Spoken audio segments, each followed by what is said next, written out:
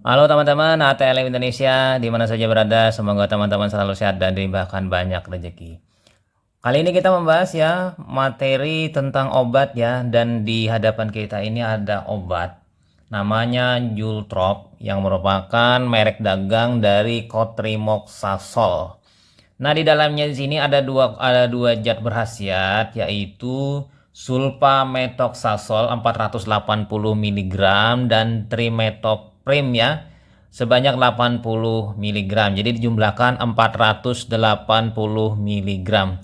Nah, untuk nama cotrimoxazole sendiri berasal dari gabungan dari sulfamethoxazole dan trimethoprim. Jadi diambil dari itu gak kombinasi atau gabungan, kemudian trim adalah dari trimethoprim, moxazole itu adalah diambil dari sulfamethoxazole sehingga dinamakan cotrimoxazole. Nah, dalam kemasannya biasanya yang dalam bentuk tablet ini ada 10 tablet. Nah, ini adalah kategori antibiotik atau antimikroba. Cotrimoxazole itu bentuk tablet 480 miligram. Jadi tablet ini digunakan untuk menangani infeksi yang disebabkan oleh bakteri karena antimikroba.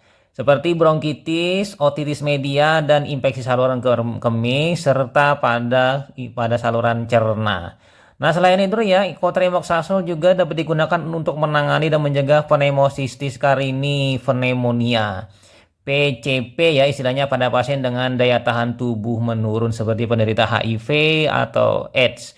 Nah, obat ini bekerja menghambat pembentukan DNA dan protein bakteri.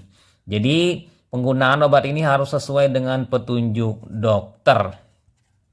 Oke ya, di sini kemudian lagi pastinya teman-teman melihat bahwa penggunaannya ini harus 3 hari sampai 4 hari. Karena kalau menggunakannya hanya 1 kali mungkin berisiko adanya resistensi. Nah, untuk harga eceran tertingginya yaitu 3.000 di sini 3.233. Dan kisarannya mulai dari 3.100 sampai 6.500 tergantung merek, ya kan, merek dagang atau jenisnya generik. Nah, kemudian lagi indikasi umumnya di sini untuk pengobatan terapi pada infeksi bakteri. Nah, kemudian di sini pastinya untuk dosisnya biasanya dewasa dan anak-anak di atas 12 tahun itu 2 kali sehari 2 tablet, selama di sini tertulis kurang lebih 3 sampai 4 hari. Nah, tergantung pengobatannya ada yang hingga mencapai 10 hari.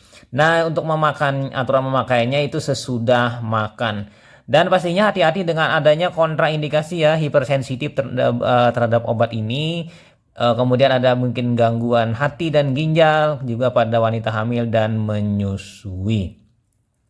Nah, efek samping mungkin saja ada, tapi tidak banyak ya. Efek samping berlebihan dan berbahaya, jadi harus dikonsultasikan kepada tenaga medis. Nah, efek samping mungkin terjadi yaitu mual, muntah, dan ruam kulit. Jadi pernah dilaporkan penggunaan jangka panjang itu menyebabkan adanya anemia megaloblastik, dan ini dapat ditoleransi dengan pengobatan asam folat ya. Nah, kemudian lagi teman-teman di sini mengenai cotrimoxazole secara khusus lagi bahwa kita tahu bahwa infeksi bakteri tidak semerta-merta bisa ditanggulangi oleh antibiotik tertentu, tapi bisa juga dengan antibiotik jenis lain. Salah satunya adalah cotrimoxazole.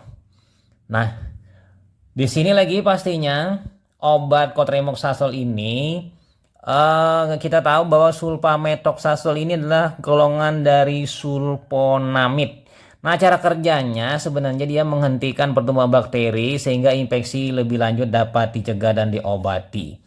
Nah, cotrimoxazole ini digunakan untuk mengobati infeksi bakteri, bukan penyakit infeksi yang disebabkan oleh virus atau parasit.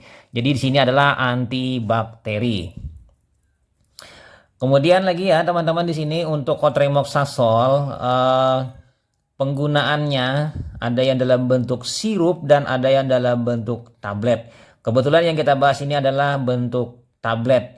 Nah, ada beberapa hal indikasinya yang dikutip dari Hello Sehat bahwa untuk mengatasi pneumonia itu ada beberapa dosis ya. Di sini misalnya dosisnya 2 kali 2 selama 1 minggu ya, setiap hari ya. Bisa juga mungkin untuk anak-anak di atas 4 minggu 15 sampai 30 mg per kilogram berat badan ini dosisnya. Lalu lagi di sini untuk mengatasi mencegah infeksi ya, pencegahan infeksi bakteri bisa saja diberikan pada penderita dengan HIV seperti tadi yang kena pneumocystis carini. Nah, pastinya ya penggunaannya untuk gangguan misalnya diare ringan atau mengalami diare atau mencret bisa digunakan cotrimoxazole ini salah satunya. Misalnya dikombinasikan dengan obat diare non spesifik, misalnya Diatab, Diafet, atau dengan mungkin tambahan kolidium. 3 kombinasi ini bisa memberikan efek pengobatan pada saluran cerna yang mengalami diare itu bisa sembuh. Oke ya, kira-kira hati-hati juga penggunaannya ini karena obat ini bisa memberikan efek samping. Misalnya terjadinya perdarahan atau memar ya kan pada sakit tenggorokan, kulit mungkin mengalami gangguan jaundice ya kan, urin berwarna gelap, ini mungkin gangguan pada hati. Nah, kemudian lagi perhatian di sini selain bisa menyebabkan gangguan, bisa menyebabkan terjadinya reaksi alergi ya mungkin pada penggunaan jenis ini. Jadi berhati-hati. Oke, itu saja ya teman-teman mengenai cotrimoxazole. Semoga bermanfaat bagi teman-teman dan pastinya teman-teman harus menggunakan antibiotik ini secara bijaksana ya. Apabila tidak mengalami atau keperluan yang lebih penting dari manfaatnya, lebih baik tidak menggunakannya. Dan di sini harus menggunakan resep dokter ya.